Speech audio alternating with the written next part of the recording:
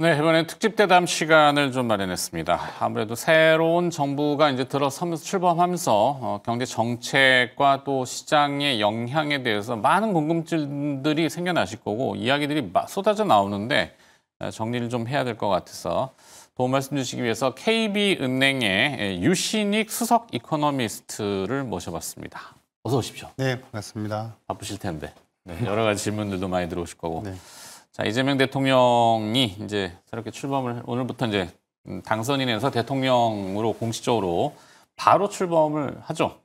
경제 정책의 핵심은 무엇이라고 보시는지 그거부터 여쭤봐야 될 것 같아요. 뭐 에너지 관련해서 그리고 AI 투자 관련해서 이번에 이제 정책 토론회에서 이미 얘기가 많이 나왔었죠. 근데 핵심은 뭐냐면 돈을 상당히 많이 쓰실 걸로 예고가 되고 있는데 네.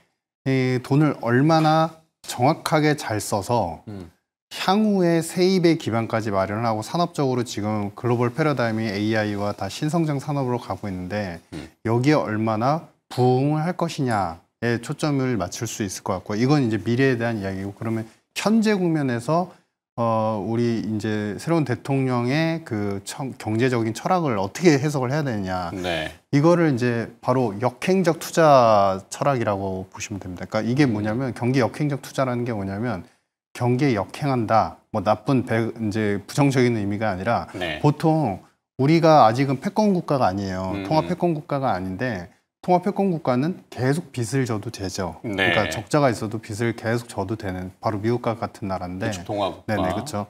전통 경제학에서는 이런 패턴 자체를 가지고 이제 비패권 통화, 그러니까 우리나라라든지 아니면 신흥국가들한테 경제가 좋아서 세입이 많을 때 돈을 써야 되고 세입이 적으면 돈을 아껴야 되고 이런 식으로 이제 정책을 코멘트를 해왔단 말이죠. 네네. 근데 기존의 우리 전통적인 이론으로도 우리는 항상 돈이 없으면 풀면 안 된다라는 입장인데 이 역행적 투자라는 건 그게 아니다. 패권, 비패권 통화국가들 같은 경우는 오히려 경기가 안 좋을 때 정부가 부담이 되더라도 돈을 더 쓰고 그래서 경기를 살려놓고 어느 정도 기반이 마련해서 어느 정도 경제가 성장하고 세입을 걷어들일 만한 환경이 됐을 때 그때 돈을 많이 걷어들여야 된다. 돈이 많을 때 쓰는 게 아니라 돈이 네. 적을 때 써가지고 국가적인 경제 부를 갖다가 올려야 된다. 근데 바로 이재명 대통령은 그런 부분을 좀 강조하셨던 것 같아요. 그러니까 경제 철학이 계속적으로 우리도 패권 통화로 전환이 될 수 있고 여러 가지 가능성이 있다. 그래서 이거를 돈을 쓰겠다. 물론 이제 구체적인 전략은 앞으로 더 면밀히 검토가 되어야 되겠지만 네. 돈을 쓰는 부분이 안 좋기 때문에 더 써야 된다는 입장. 그래서 그 부분을 우리가 어떻게 보면 경기 역행적 투자 철학을 갖다가 갖고 오신 대통령은 처음인 것 같아요. 그래서 네. 이게 약간 모험적이기도 하지만 오히려 지금 우리가 내수 성장이나 이런 패턴들이 악화되는 국면이기 때문에 오히려 지금이 저럴 타이밍이 맞다. 근데 물론 그냥 다 쓰면 안 되죠. 잘 써야 됩니다. 그렇죠. 잘 써야 되고 포커싱이 돼야 되고 잘 써야 되고 포커싱이 돼야 된다는 건 뭐냐면은 그냥 무상으로 무언가를 개발해서 공급한다는 개념보다는 부가가치와 생산성이 가장 높은 산업 그리고 고용의 창출 효과가 가장 높은 산업들을 카테고리화해서 그것들이 결국에 국가 부를 높이고 그 산업이 미국에 어떻게 보면 이제 호응적인 대응을 갖다가 하는 데서 우리가 충분히 어떻게 보면 우리가 또 힘을 키울 수 있는 그렇죠. 협의의 힘을 키울 수 있는 그게 결국에 반도체하고 AI 그다음에 의약품 산업이 될 것 같은데 네. 이런 산업에 좀 포커싱이 되었으면 한다라는 생각입니다.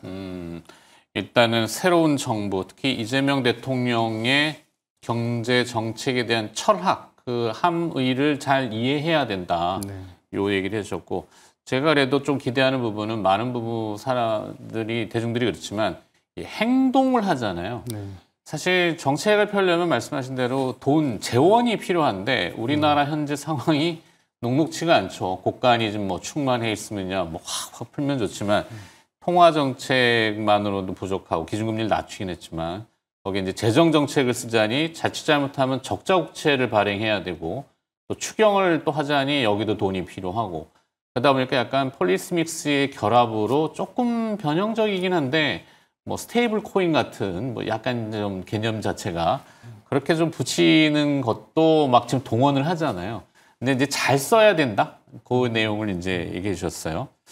어려운 얘기죠, 사실 그게. 그죠?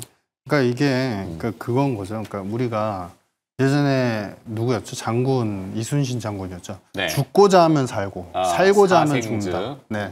그러니까 그 폴리시 믹싱이라는 게 사실 말이 좋아 폴리시 믹싱이지 그 동안에 우리가 금융위기를 겪었고 15년도 이후부터 잠시 삼성전자나 이제 반도체 슈퍼 사이클 속에서 경기 호황이 있었어요. 네. 기억하시겠지만 17, 18 그때 가서 이제 반도체 빅 사이클이었습니다. 그 뒤부터는 수출 산업 몇몇만 계속 어느 정도 드라이브를 걸고 나머지 사람들은 계속 다운그레이드가 됐었어요. 계속 다운그레이드가 됐고 우리는 코로나를 직후로 해가지고 경제가 살아나는 구조가 아니라 잠시 잠깐 돈 푸는 것의 힘에 의해서 잠시 업사이드로 좀 올라섰다가 다시 다운그레이드가 됐다는 거죠. 네. 그러니까 뭐냐면 이건 정확히 말하면 폴리시 믹싱이 제대로 작동이 안 된 거라고 보셔야 됩니다. 그러니까 폴리시 믹싱은 뭐냐면 일단 돈을 푸는데 돈을 풀어서 그 돈이 풀다가 돌다가 어느 순간 멈출 수가 있잖아요. 네. 그러면은 이게 돈 푼 거에 대한 우리가 돈을 풀어서 경제를 살린다는 건 이제 승수 효과라고 표현하는데 그 승수 효과가 막히는 그런 구간이 옵니다. 왜? 네. 정부 정책에 대한 신뢰가 부족해지거나 산업이 더 좋아질 것 같아 라는 믿음이 약해지거나 마지막 세 번째 요즘에 중국에서 나타난 현상이죠. 시진핑 그리고 인민에서 돈을 많이 푸는데 그 돈들이 어디로 가나요? 금사기에 들어가요. 네. 금사기는 경제활동에 들어가지 않습니다. 그러면 잠식이 되는 거죠. 네. 바로 그런 부분들이 우리의 입장에서도 돈을 풀면서도 금리를 적극적으로 내리고 하단에 대한 영역을 좀 열어줘야지 사실상 믿음이 생기고 그래서 돈이 더 돌아가. 여기서 굳이 내가 금을 사야 돼? 굳이 뭐 이런 이제 뭔가 돈이 돌아갈 수 있는 소비와 투자 활동을 갖다가 일으키게 만드는 욕구들을 이제 활성화시켜야 되는데 그 부분들이 지금까지 안 됐단 말이에요. 왜 안 네. 됐냐?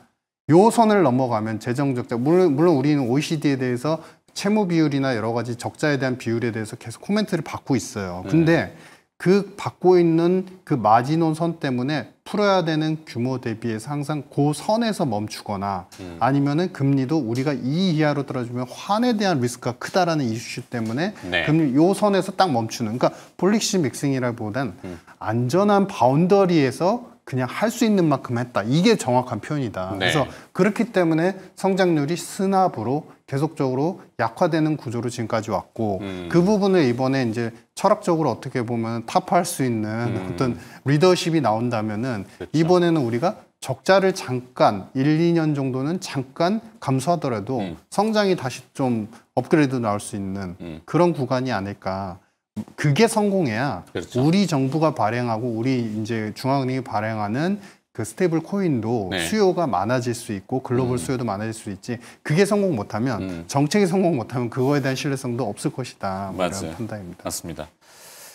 자, 그 다음에 또 대외적으로 보면 하여튼 뭐 넘어야 될 뭐 이 허들과 풀어야 될 숙제가 산재에 있다는 거는 뭐 자명한 일인데 일단 트럼프 대통령이 철강 알루미늄 관세를 보편적으로는 다 25%에서 50%를 인상한다고 오늘 아침에 이제 서명을 한 것 같아요. 자, 여기에 배경은 무엇이라고 보시는지 또 모든 국가에 예외 없다라고 한다면 우리나라 철강 산업이 받을 만한 영향? 이건 어떻게 풀어보시는지요? 일단 기본적으로 트럼프 대통령의 그 철학 자체는 명쾌합니다. 그러니까 지금은 협의 과정이다라고 이제 코멘트는 하고 있지만 중국을 차단하고 미국 중심의 제국주의 블록을 다시 만들겠다는 거고요. 되는 거 밀고 안 되는 거 확실하게 버리겠다는 거예요. 근데 거기서 버리겠다는 거에서 중간에 의미가 하나가 들어가죠. 부과가 되죠. 뭐냐면 우리가 관세가 붙으면요. 이거는 소비자들이 부담하는 세금인 거예요. 네. 쉽게 말하면 우리가 100원짜리 외부에서 이제 기저귀를 사왔는데 이게 관세가 20%가 됐어요. 그럼 120원을 사오면서 그거를 소비자가 부담하는 거예요. 근데 그거를 이게 일반론적인 경제학적인 정의입니다. 근데 트럼프하고 지금 행정부는 뭐라고 얘기하냐면 그 20원만큼 올라가는 거는 국가의 재정 수입이라고 표현을 해요. 그러니까 돌아서 그거는 먼 얘기죠. 재정 수입이 드러날 수 있다. 그거는 이제 결국에 돌아서 수입으로 들어온다 이 얘기인데 그러니까 이 얘기는 뭐냐면 재정 수입을 어느 정도 관세로 메꾸고 그러면서 추가적으로 이 부분 그러니까 가장 중요한 부분이 뭐냐면 기승전 내수부양, 네. 감세가 지금 제일 중요한 초점이거든요. 그렇죠. 그래서 감세를 추진하기 위해서 재정 수입을 충당하기 위한 관세는 필요하다. 근데 지금 핵심 산업은 지금 못 매기고 있잖아요. 왜냐? 지금 자신의 핵심 산업들, 반도체, 의약품, 조선 이쪽은 함부로 강하게 매겼다가는 이 밸류체인 자체가 쇼티지가 나면서 오히려 역행적으로 산업이 죽을까 봐 못 건드리는 겁니다. 그러니까 상대적으로 키우려는 의지가 약한 전통 제조업, 철강, 알루미늄에 대해서는 관세를 일단 매겨놓고 네. 그리고 나서 축차적으로 전통 제조업 부분을 더 늘려나가는 관세 수입을 더 늘려나가려는 전략일 가능성이 상당히 크다. 그래서 한국 입장에서는 원래 철강, 알루미늄은 안 좋았죠. 안 좋았는데 사실은 이거를 막게 되면은 중국하고 같이 막게 될 겁니다. 그래서 관세를 그렇죠. 그래서 우리나라는 기본적으로 안 좋을 거예요. 근데 중국은 지금 철강, 알루미늄이 사실은 관세 상향뿐만 아니라 정치 외교학적으로도 보면 미국의 관세를 별도로 하더라도 미국에 수출하기가 힘든 환경이 점점 될 거예요. 그러면 네. 우리 입장에서는 사실 철강, 알루미늄 관세 당장 안 좋죠. 당장 안 좋은데 오히려 중국이 미국에 팔았던 그 쉐어만큼을 우리가 또 치고 나갈 기회가 있기 때문에 그 부분은 오히려 파지티브가 있어서 결국엔 안 좋긴 하지만 우리가 생각하는 수치만큼 50% 상향의 만큼 이익이나 산업의 다운그레이드가 50 이상 되지 않을까라는 걱정은 조금 과도한 우려이고 네. 오히려 약간 안 좋아지는 슬로프가 좀 다운그레이드 되는 건 맞다. 뭐 이 정도 보시면 될 것 같습니다. 네. 자, 일단은 이재명 대통령이 이제 오늘 약소화된 취임식 선서하는 걸로 이제 지금 가는 것 같고 11시인가요? 지금 그렇게 진행되는 것 같은데 이후에 이제 일정들을 보면은 아무래도 미국 백악관 트럼프 대통령하고 전화 통화를 하겠죠. 근데 이례적으로 백악관 첫 메시지가 중국의 영향력에 대한 거론을 좀 했어요. 균형 외교에 대한 견제. 그러니까 우리가 이게 통상 지금 교섭을 본격적으로 나서야 되는 관세를 포함해서 이게 산식이 좀 복잡해지고 있는데 우리 유 이코노믹께서 보시기에는 어떤 관계인 것 같습니까? 제가 이제 그 전에 이런 정책에 대한 거는 더 훌륭한 분들이 많으신데 제가 이런 질문을 받을 때 항상 그런 얘기를 드렸죠. 그러니까 티 안 나게 양다리를 해야 된다. 티 안 나게, 네. 티 안 나게. 그러니까 이 티 안 나게가 되게 중요합니다. 왜냐하면 이미 우리는 콕 찝혔어요. 콕 어떻게 찝혔냐면은 우선 협상 대상국에서 가장 중요한 미국 산업에서 중요한 포인트를 갖고 있는 국가로 찍혔어요. 자, 보시면은 일본 기수 갖고 있고 이미 안보조약 자체가 6개나 작동을 하고 있습니다. 그다음에 호주, 지금 중국을 대체해서 자원을 대체할 수 있는 국가. 영국 같은 경우 의약품과 금융을 어느 정도 미국에 이제 그 보조를 할 수 있고요. 그다음에 네. 중요한 거는 지금 그 이외에 인도 같은 경우는 중국을 대체할 수 있는 공장. 그리고서 이제 우리나라 한국이 들어가 있는 건데 한국은 사실 기술들로 들어가 있고 우리가 공장 건설에 대한 능력까지도 다 포함이 돼서 우리가 콕 찝혔단 말이죠. 그러면은 그만큼 한국의 주요 산업들 그리고 기술 그다음에 공장 인력에 대해서 우리에 대한 러브콜이 이미 들어왔다라고 보여집니다. 근데 중요한 거는 그렇다고 그러면 우리가 이번에 중국 관련해서 수출할 수 있는 사실 반도체 같은 경우도 중국 그다음에 여러 가지 산업에서 우리 중국 K 콘텐츠도 마찬가지고요. 네. 우리나라에 대한 러브콜이 있어요, 중국에. 근데 그걸 완전히 그러면 다 끊어야 되느냐. 그러니까 이분법적 논리는 외교 정치학 그리고 경제 정치학적인 부분을 풀 수 없습니다. 뭐냐면 핵심 산업, 미국이 지금 주도하고 있고 주도하고 싶은 AI와 의약품 관련된 이런 분야에서 우리가 기여할 수 있다면 그 부분은 미국과 동조하고 협조적으로 가는 게 맞습니다. 하지만 그 외의 산업들, 미국이 키우고자 하지 않는 그런 그 외의 산업들은 중국하고 어느 정도 협상의 여지나 어느 협력의 여지를 열어두는 게 맞고요. 다만 만약에 반도체, 미국이 키우고자 하는 핵심 반도체를 중국에서 원한다라고 할 때는 이 부분은 절제와 컨트롤이 필요할 것 같다. 왜냐하면 그 부분에 대해서까지 협력을 하게 된다면 사실은 이거는 미국의 AI 패권과 오너십을 약간은 방해하는 요소로 인식될 수 있거든요. 그래서 그런 부분에 대해서 우리가 티 안 나게 협상을 하고 티 안 나게 어느 정도 양다리 전략이 필요하다. 이런 판단입니다. 그렇죠. 우리는 항상 선택의 강요를 받아왔던 인생 아니겠습니까? 엄마가 좋아, 아빠가 좋아의 선택의 기로해서 엄마, 아빠 사이가 좋으면은 어느 쪽을 선택해도 화목한 가정인데 사이가 안 좋으면 이제 엄마하고 살 거야, 아빠하고 살 거야가 돼서 이게 극단적인 선택 아니겠습니까? 근데 결국에는 미국과 중국의 이 제네바 합의를 놓고 이번 주에 이제 트럼프 대통령하고 시진핑 주석하고 통화를 예정하고 있다라고 합니다.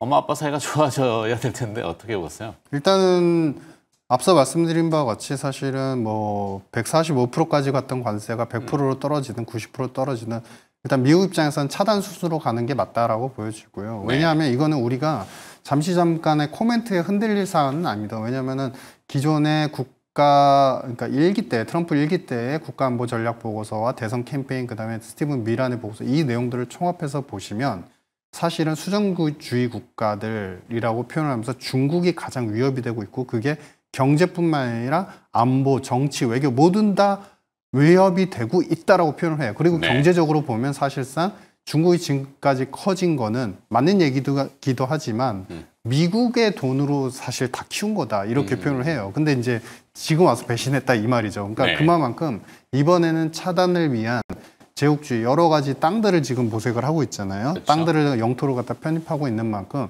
제국주의 형태로 중국을 배제한 상태로 갈 가능성이 크기 때문에 그 부분을 우리가 감내하고 충분히 고려를 해야 된다. 아마 중국과의 협상은 이번에 잘 된다고 코멘트를 하더라도 4년 내내 협상과 불협상 이게 반복이 될 가능성이 크다. 뭐 이런 판단입니다. 네. 자, 근데 뭐 트럼프 대통령의 조급 증명이라고 해야 될까요? 사실 지금 뭐 의도한 대로 되는 게 별로 없어요. 그러다 보니까 지표들도 막 뒤죽박죽이고, 뭐 어제는 이제 고용 지표가 나름 그래도 좀 뭐 여러 가지 상황들을 봤을 때 나쁘지 않았다, 이런 것들이 나오고 있는데, 페드를 향해서는 계속 기준금리 인하를 강압을 하고 있잖아요.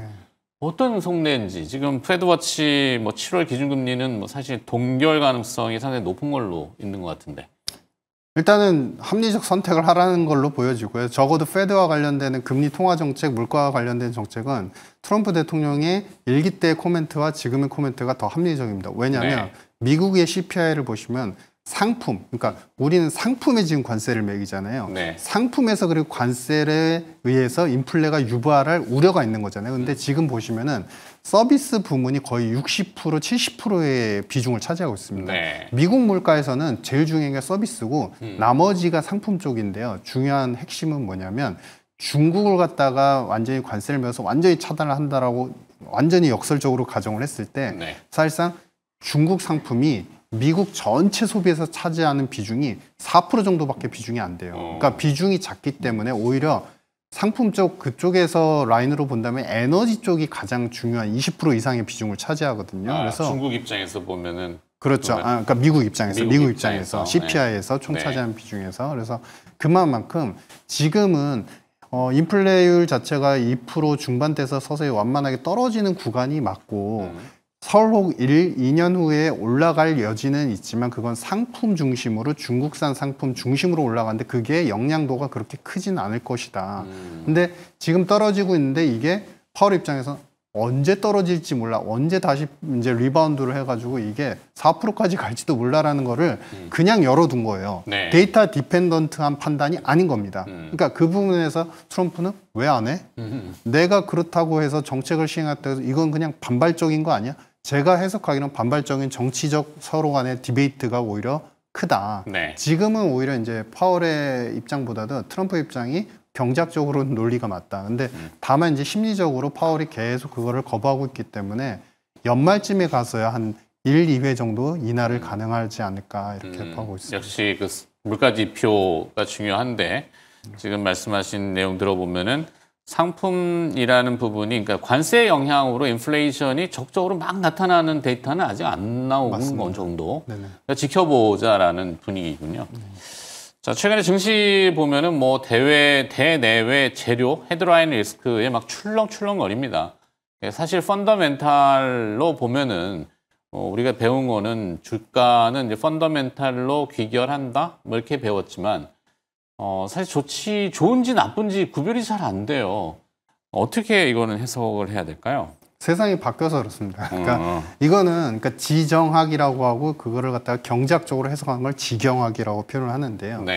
기업의 매출, 그다음에 수주와 관련되는 모색 전략들, 국가적인 경제 정책과 성장의 드라이브들이 사실은 정치 외교에서 이제 다 나와요. 왜냐하면 글로벌 GDP 대비한 전 세계 교역의 비율을 보시면 이미 2년 전부터 50%대의 피크를 찍고 빠지고 있습니다. 그러니까 글로벌리 이제는 선순환으로 서로 물건 팔고 물건 사가지고 부자가 되고 같이 이런 전 세계적인 성장의 패러다임이 끝났습니다. 모두 다 저성장 국면에서 자신의 내수를 지키기 위해서 필요한 부분은 외부와 협상하고 그렇지 않은 거는 막아야 되거나 보호해야 되는. 하물며 칠레 같은 국가도 네.